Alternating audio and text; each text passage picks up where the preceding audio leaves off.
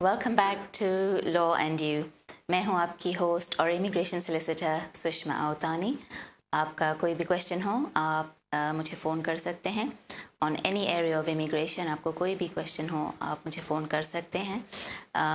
आप अपने questions please छोटे से रखिए, और क्योंकि हम ज़्यादा से ज़्यादा कॉल्स लेना चाहते हैं तो कोई भी इमिग्रेशन क्वेश्चन हो, work permits, highly skilled migrant visa, appeals, legacy, student visas, long residency, 14-year long residency, 10-year long residency, HSMP forum, कोई भी आप कुछ भी पूछना चाहें मुझसे आप फ़ोन कर सकते हैं और मैं आपको जवाब दे दूँगी। Okay, let's go to the first caller after the break. Hello, good afternoon. अस्सलाम वालेकुम। वालेकुम सलाम।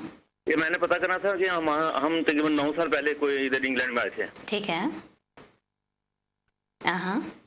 तो हमने सालों में अप्लाई किया था, तो वो जो रिफ्यूज हो गया था। ठीक है, ठीक है। उसके बाद तकरीबन 4-5 साल बाद हम दोबारा उसके बाद वकील के पास गए। उसने कहा आपका रिफ्यूज हो गया। तो हमने कहा कोई और कोई चांस नहीं। तो उसने कहा था अब ये नया कानून बना है वो फैमिलीज के लिए, लेक्सी के लिए। ठीक है। तो हमने वो अप्लाई कर दिया। ठीक है, तो वो भी अप्लाई किए। तकरीबन हमको 1.5 साल हो गया वो लेक्सी का। ठीक है, ठीक है। उसके बाद 8 महीने पहले उन्होंने हमसे कुछ इन्फॉर्मेशन मांगी थी।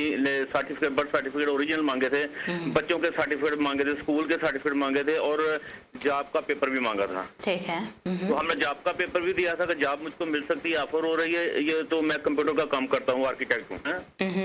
तो वो मैंने वो जिनको दिया था, और वो बच्चों के सर्टिफिकेट दिए थे, डिटेल सब की दी थी, बर्थ सर्टिफिकेट दिए थे। तो फिर वो उनको दे दिए, उनको भेज दिए। फिर उनको एक और आया, लेटर आया कि हमको आपकी फोटो चाहिए। फोटो पहले भी भेज दी, फिर भेज दी फोटो।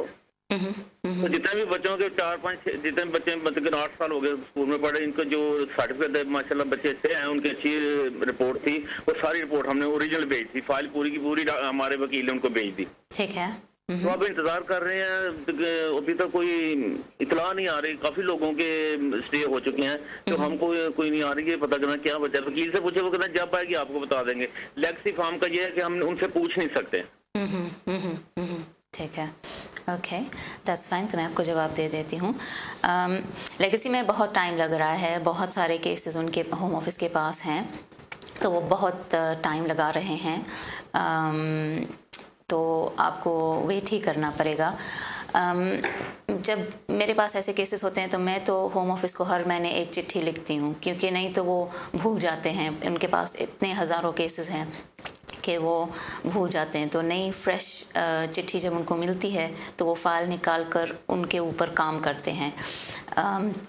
तो इसलिए मैं तो ये नहीं कि मुझे पता है कि यूके बॉर्डर एजेंसी जब चिट्ठी लिखता है तो उसमें कहता है कि आप मुझे डोंट कॉन्टैक्ट अस, हम आपको कॉन्टैक्ट करेंगे। लेकिन मेरे एक्सपीरियंस के बेसिस पर बेटर होना चाहिए कि रिमाइंडर भेजना चाहिए, नहीं तो वो भी भूल जाएंगे आपके केस को। तो आई वुड सजेस्ट कि आप अपने वकील को कहेंगे रिमाइंडर भेजें। अगर आपके पास वकील नहीं है तो वकील करके डेफिनेटली लेटर भेज दें। और कितना अर्सा लगेगा वो तो इट्स वेरी डिफ़िकल्ट, लेकिन पॉजिटिव लग रहा है क्योंकि वो आपके पूरे फैमिली के डिटेल्स, सर्टिफिकेट्स, जब वो फ़ोटोज़ मांगते हैं, क्यों मांगते हैं? क्योंकि वो देखना चाहते हैं कि रीसेंट फ़ोटोज़ उनको चाहिए, तो इसलिए उन्होंने दोबारा से आपके फ़ोटोज़ मांगे हैं। या तो पहले फ़ोटोज़ उनके गुम हो गए होंगे, या तो अब तो इतना अरसा हो गया तो बच्चे सब लोग थोड़े चेंज तो हो जाते हैं, तो इसलिए नए फ़ोटोज़ वो मांगते हैं। तो I hope that answers your question. Let's go to the next caller. Good afternoon. Hello. Hello, good afternoon.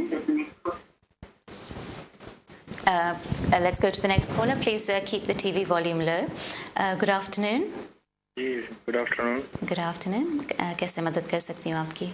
अच्छा, मैं अपने दोस्त के बारे में पूछ रहा था कि उन्होंने स्टूडेंट वीज़ा के लिए ना अप्लाई किया है, रिन्यूअल एप्लीकेशन। ठीक है। तो वो होम ऑफिस में काफ़ी देर से है, यानी कि उनका passport is more than 12 months.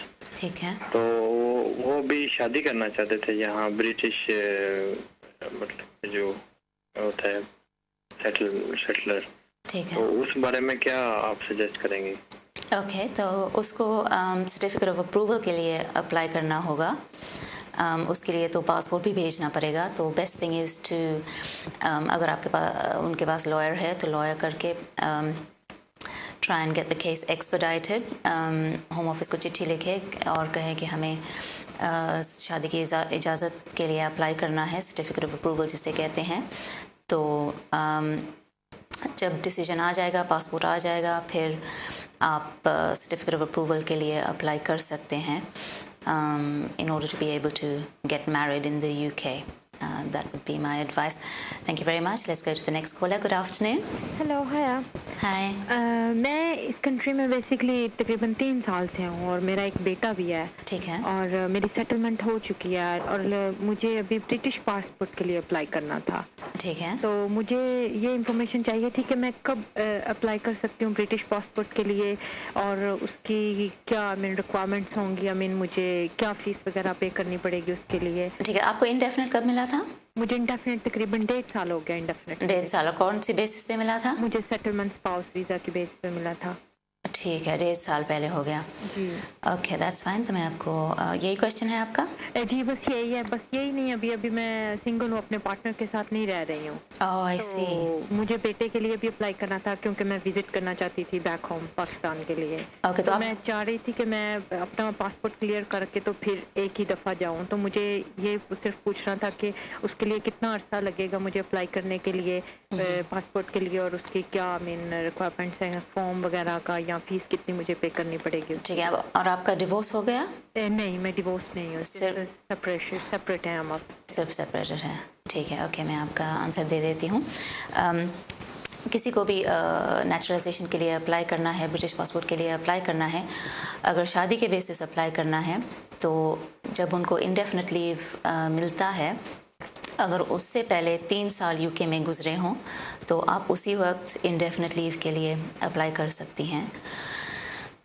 अगर आप कोई और बेसिस पे इंडेफिनिट मिला है, जैसे कि 5 साल वर्क परमिट के बाद, तो फिर 1 साल वेट करना होता है और 1 साल के बाद आप ब्रिटिश पासपोर्ट के लिए अप्लाई कर सकती हैं. लेकिन क्योंकि आप अभी अपने हस्बैंड के साथ नहीं हैं तो आपको भी 5 ईयर कैटेगरी में आना होगा. तो आपके जब 5 साल लीगली यहाँ पे गुजरे हों और 1 साल का इंडेफिनिट लीव हो, फिर आप अप्लाई कर सकती हैं. जो फ़ीस हैं वो है अबाउट £720. इसके नज़दीक कुछ फ़ीस हैं और ये दिखाना पड़ता है, अगर शादी के बेसिस पे ये दिखाना पड़ता है कि आप मुल्क से 90 डेज़ के ऊपर बाहर नहीं गए हों पिछले साल और पिछले 3 सालों में 270 डेज़ से ज़्यादा बाहर नहीं गई हों. अगर आप 5 इयर्स की बेसिस पे अप्लाई करते हैं तो पिछले साल 90 डेज़ से ऊपर नहीं बाहर गए हों और पिछले 5 साल में 450 डेज़ से बाहर नहीं गए हों और ऑब्वियसली क्रिमिनल कन्विक्शंस तो नहीं होने चाहिए. आपको गुड कैरेक्टर दिखाना पड़ता है और फिर आप ब्रिटिश नेचुरलाइजेशन के लिए अप्लाई कर सकते हैं. I hope that answers your question. Let's go to the next caller. Good afternoon. Hello, assalamualaikum. Walaikum salam. मैं ये बताती हूँ